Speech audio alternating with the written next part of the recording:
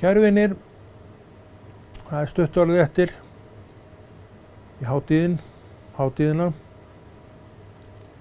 Stutt orðið eftir að við minnumst fæðingar sjálfs frelsarans. Stutt orðið eftir í að við fögnum og gleðjumst yfir þeim atburði. Við sem kristnir menn lítum á þetta sem stór atburðana. Þegar þetta yndislega barn kom í heiminn,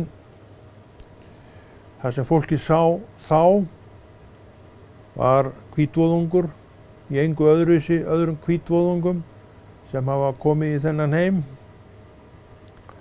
Móðirin, María, fékk vitneskju það að hún bæri sjálfan frelsaran undir belti og nú var hann komið fram og hún handleikur hann, ber munn hans upp að brjósti sér og sem sígur mjólkina þaðan.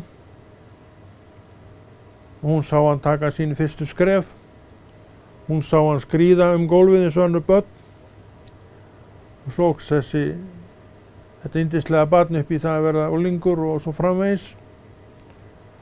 Svo sem fullorðinn maður byrjar hann að tala boðskapinn sem við tölum á jólunum. Jólaguðspjallið sem við lesum og við heyrum lesið í útvarpinu, þetta er beint upp úr orði Guðs og talað af vörum þessa barns sem talið er að hafi fæðst á þessum degi en þá orðið fulltíða manneskja. Já,